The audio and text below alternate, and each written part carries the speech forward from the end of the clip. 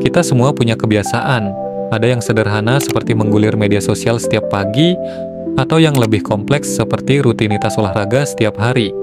Tapi pernahkah kamu bertanya, apa sebenarnya yang terjadi di balik setiap kebiasaan itu?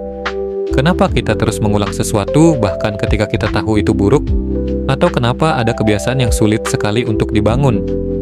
Hari ini, kita tidak akan berbicara soal tips standar seperti yang biasa kamu dengar.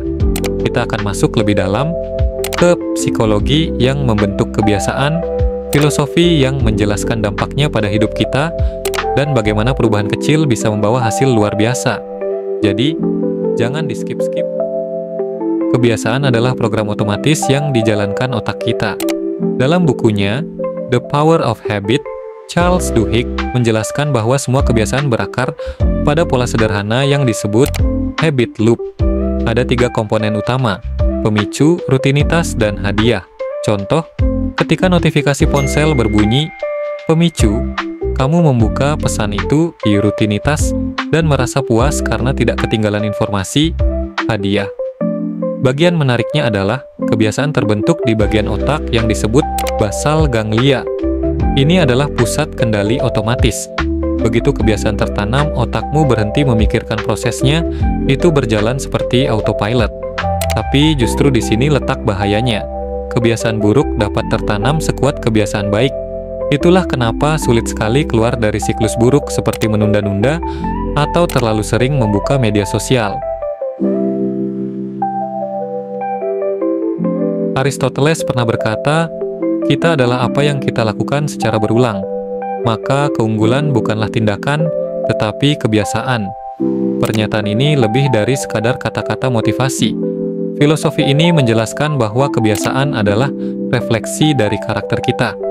Kebiasaan-kebiasaan kecil yang kita anggap remeh adalah dasar dari identitas kita. Contohnya, seseorang yang setiap pagi membaca buku selama 10 menit mungkin terlihat biasa saja. Tapi, dalam jangka panjang, itu membentuk pola pikirnya, pengetahuannya, bahkan cara dia melihat dunia. James Clear dalam Atomic Habits mengatakan bahwa perubahan besar dimulai dari langkah kecil. Ia memperkenalkan konsep 1% perbaikan setiap hari. Kebiasaan kecil jika dilakukan terus-menerus akan memiliki efek compounding. Bayangkan kamu menabung 1 koin setiap hari. Awalnya terlihat tidak berarti, tetapi dalam setahun, tabungan itu bisa menjadi sesuatu yang besar.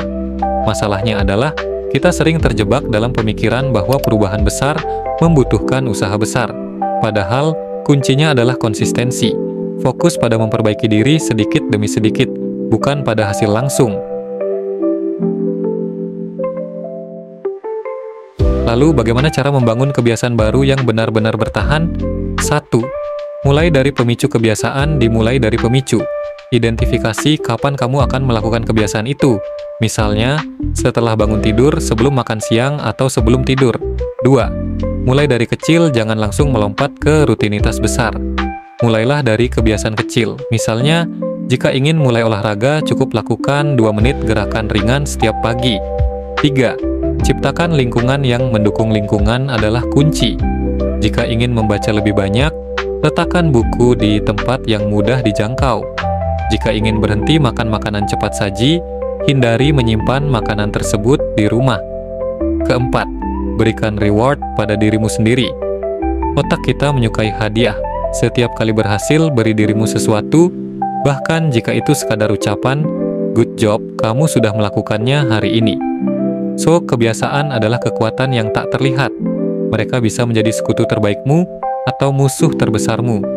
Dan ingat, hidup ini bukan tentang perubahan besar dalam satu malam, tetapi tentang langkah kecil yang terus dilakukan setiap hari. Jadi, kebiasaan apa yang akan kamu mulai hari ini? Tulis di kolom komentar dan mari kita bangun versi terbaik dari diri kita, 1 langkah kecil setiap harinya.